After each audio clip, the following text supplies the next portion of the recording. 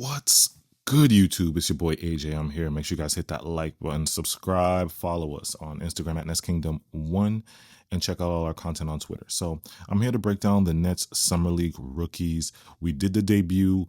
Now I'm recording this the day after the game. The game was on Thursday, but I really wanted to talk about the Nets rookies before I get into this Nolan Traore video. So very ugly basketball, very nasty basketball. If you were watching this game and expecting some excitement to happen, it wasn't really that exciting, in my opinion. But again, we're just here to see flashes from the rookies and see if they could handle themselves against NBA speed, NBA talent. So we got that answer, and now we shot 8 for 32 from 3, very bad, 25%, and then the Nets shot 25 for 64 from the field, 39%. So again, it wasn't the best. We did pretty good on free throws, 23 for 28, but I'm gonna start with Nolan Traore.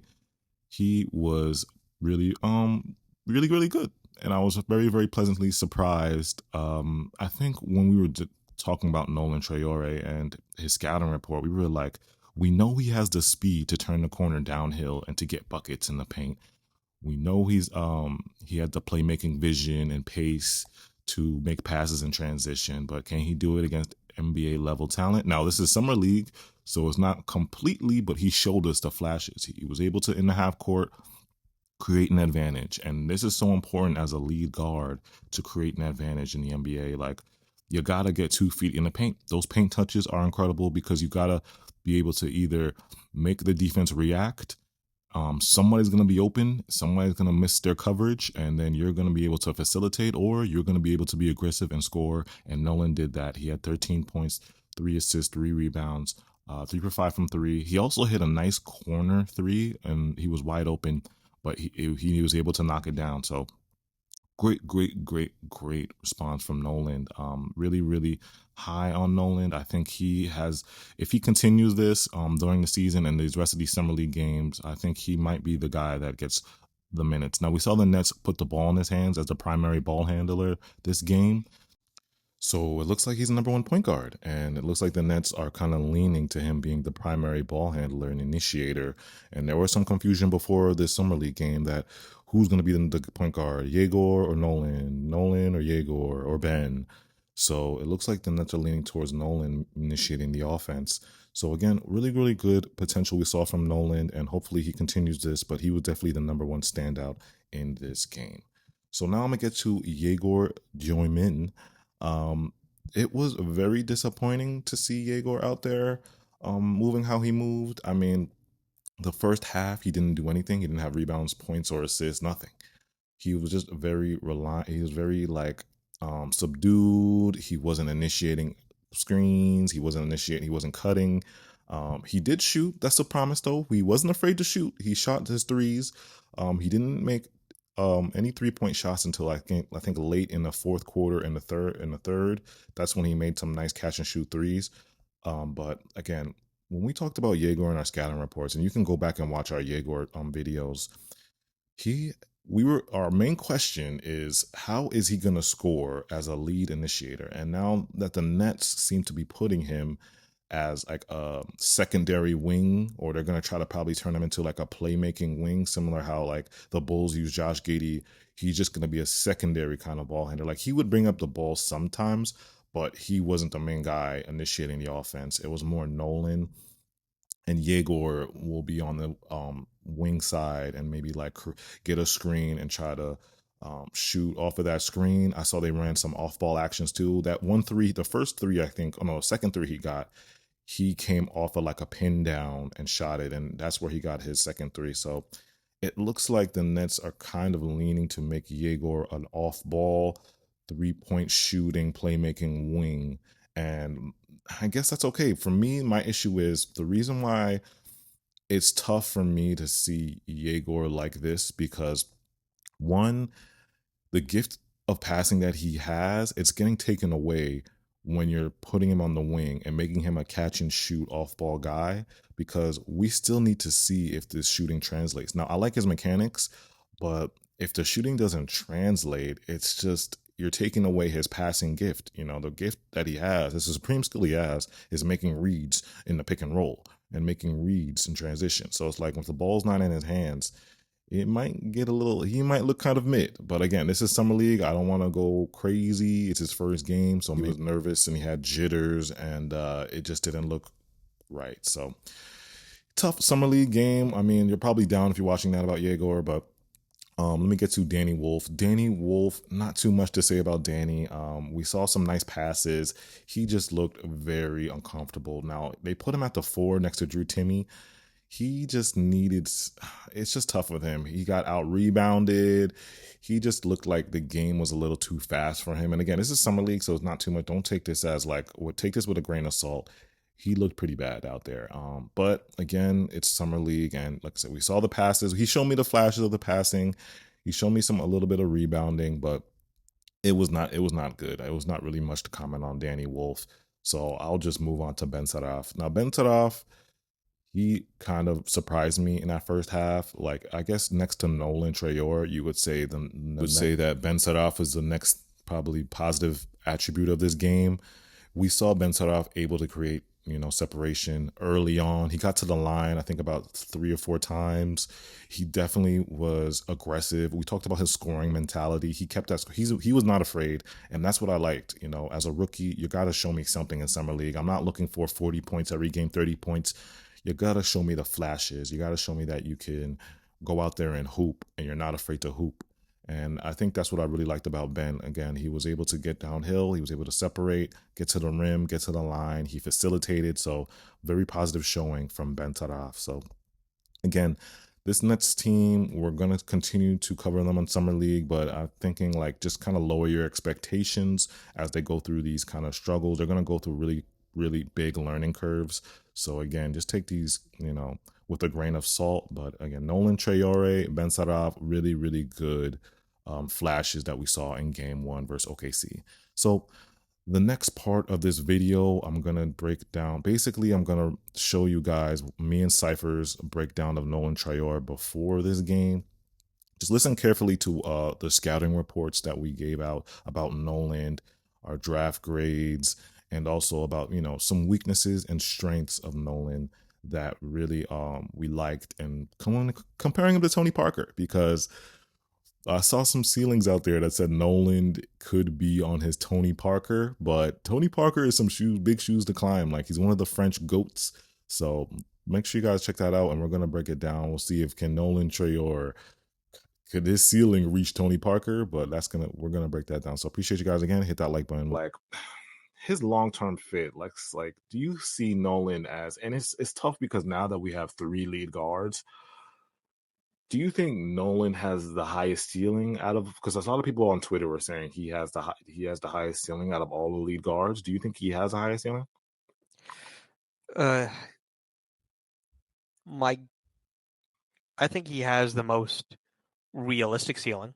Okay. The most realistic highest ceiling. Yeah, that's fair. Because technically the highest ceiling belongs to Denim because he's 6'8.5" without shoes. Without shoes, yeah. 6'10" with shoes. Like, yeah. Traore is like 6'4.5" with shoes. Yeah. So just by the height, like, Denim has the highest ceiling. Right. Now that's ignoring like the skill aspect of the game. Because Traore, in my opinion, is like more polished as a ball handler. Yes. Like, Denim had trouble with ball pressure, had trouble creating separation, getting downhill sometimes. Now, so did Nolan. I think people ignore that with Nolan. But he also had like issues in the half court. Like, particularly with his shooting. Like, his 3-point shooting was really bad. Was not really bad, but it wasn't that great. I think he shot 31% from 3 last season with St. Quentin in 44 games. So and then he also shot 71% from the free throw line. So that was a struggle too. He was decent at the rim. Like, okay, I'll say this: he's fast. Like, in terms of like speed, he's the fastest. He might be the fastest player in the draft. Yeah. That explosion downhill is really, really quick. So like when you were watching the U18 film of him in FIBA, did you see him activate, like he used it in, was it more of in a half court setting or was it more transition? More transition. That's where he used it. Okay. Well, here's the thing. I'll say he was able to get into the paint and kick out to shooters and Right. generate assists that way. Hmm. So in terms of like his speed, like that's what he like used it for. Yeah. But the problem is he didn't really use it for score, which Okay. is a huge issue for his ceiling because to me, like if he's gonna struggle scoring in the half court, Yeah. then his ceiling is like a Ricky Rubio type of player or like a Dennis Schroeder or just like a really good role player. Which, by the way, a good role player, like a good starter slash role bench role player at 19 is pretty good value. So I don't want to like dog him for that. The problem is there were some people I saw like compare him to like De'Aaron Fox, and it's like, No, man. yeah. And look, the Yeah. speed, yes, The they are speed, both yeah. The speed, yeah. fast ball handlers. Hmm. The problem is Fox is really good at using his speed to like finish at the rim, Yeah. and the mid range shooting is like completely different. Like, Fox has a midi. Like he'll stop on a dime, pull up midi. Like he has that type of pull up midi in it. yeah, and I I'm don't different. have like any of Traore's mid range stats because they don't like track that in international play. Right. But his overall field goal percentage was 41%. And That's so yeah. Go ahead. if the field goal percentage was that bad, it just means that the 2 point percentage wasn't there, Mhm. meaning the mid range percentage wasn't. Because I know that Traore shot 57% on layups in the half court, which is like pretty solid. Yeah. The problem is he also only had 3 dunks for the whole season, Yeah. and he played 44 games. So that is like not good. Like that is like Cam Thomas levels of like getting to the rim. And that's my issue with him. Like, I want to, with Nolan, like, he has that explosiveness, that speed, right? But does he use it to separate? That's what I'm saying. Like, in the half court setting, does he use it to get downhill and separate? Because I want that first step to be quick. Is that first step quick? Can he get that advantage creation and get a 2 feet in the paint? That's what I'm more concerned about. Rather, like the transition speed is good. Like you could be fast in transition, like De'Aaron Fox or whatever. But my issue is when everything slows down in the playoffs or it's a half court game, can you create an advantage off the dribble and beat your man one on one? That's No, that's what I I care about more. I personally don't think so. Yeah. And look, there are some people that say he very well can, but Mhm. I don't see it. Like I really don't because for the whole season last year, like he averaged 12 points. Yeah. And look, obviously, like there's more to the game of basketball than points scored, but if we're talking about like star ceiling, like top 30, top 40 ceiling, like he's got to be able to score in the half court. And here's the thing though, he's not good enough as a rim finisher to really justify him being a bad shooter.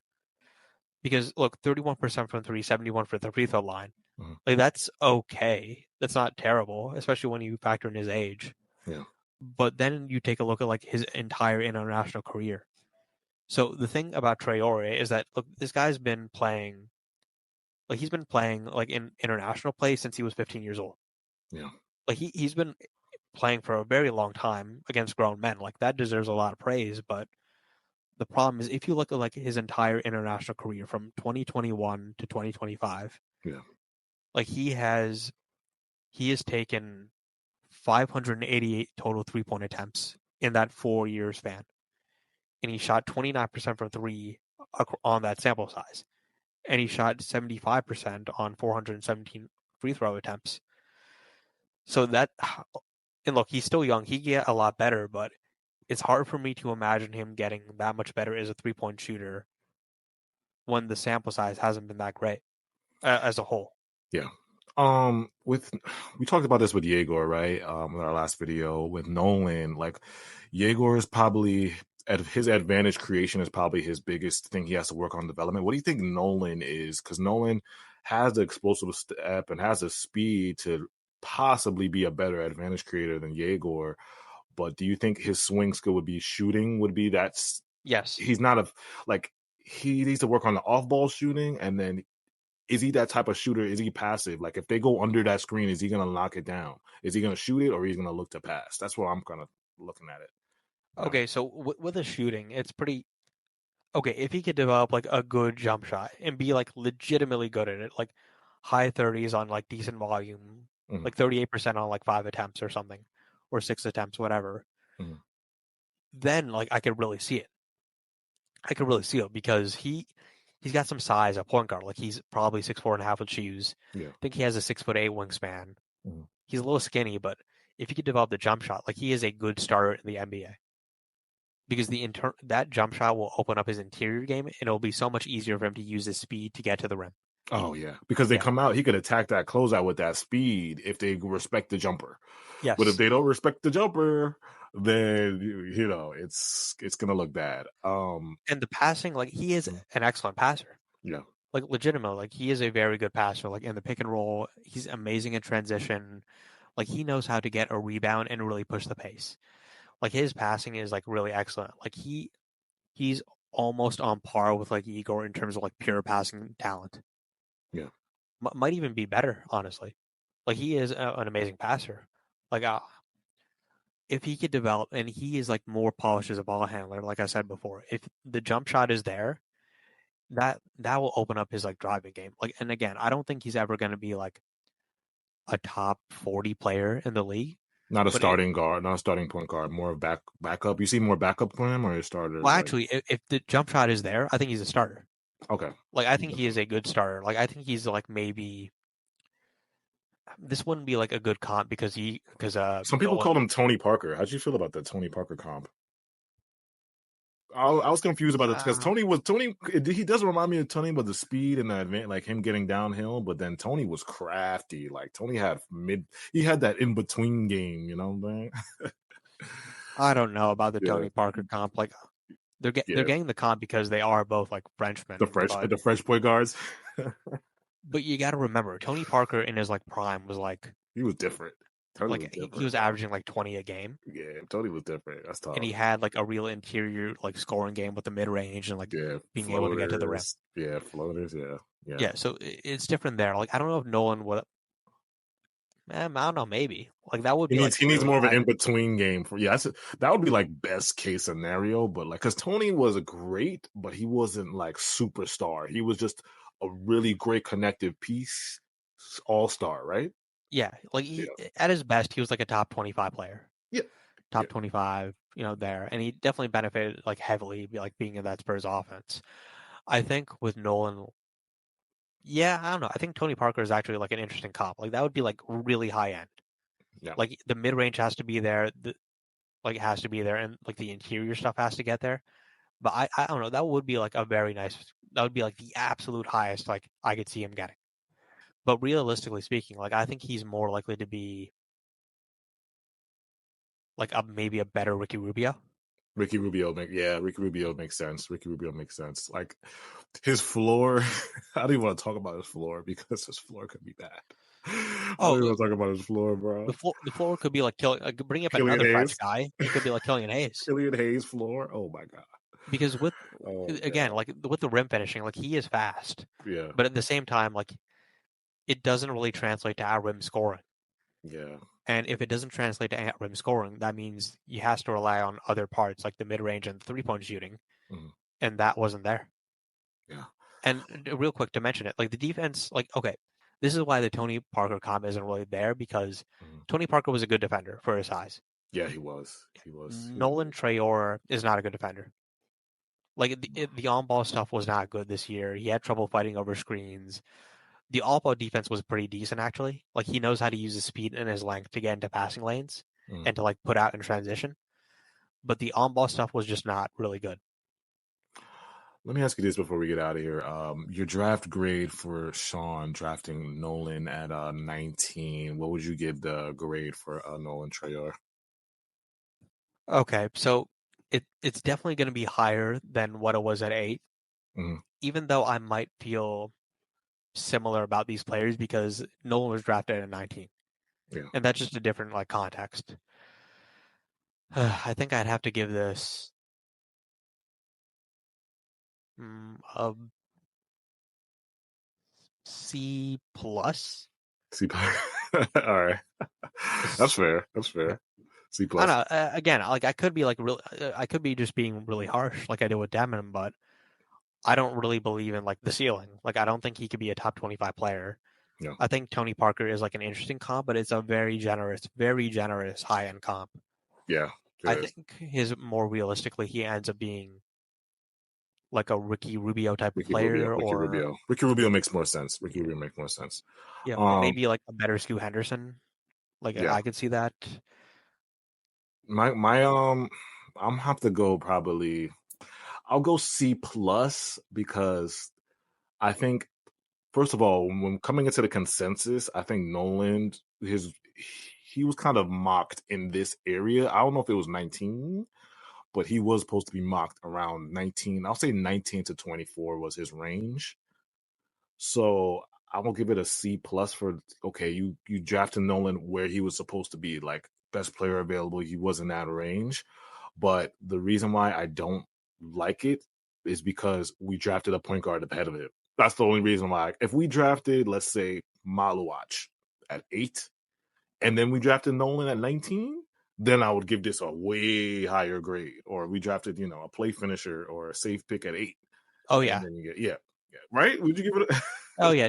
If they drafted Malawak or Asenge, then I'd probably give this like a B, Yeah, I'll like give it or a like maybe even B. a B plus. Like Yeah, it really, yeah, it really sucks for all these players because they look worse than they actually are because of the just synergy this team has. yeah. I would give it a way higher. I would give Nolan a way higher grade. But like I said, as the prospect himself, it's just it sucks because his floor is really kind of low, but his ceiling could be sufficient if he puts all his things. If he puts like we spoke about before, if he puts it all together, his ceiling could be sufficient. High end, just starting point guard. You know. Yeah, so let us know in the comments what draft grade would you give Nolan Traore? Again, hit that like button, subscribe, follow us on Instagram, Next Kingdom One. All our Twitter scrolling at the bottom. Again, make sure you guys hit that like button. Check out that playlist.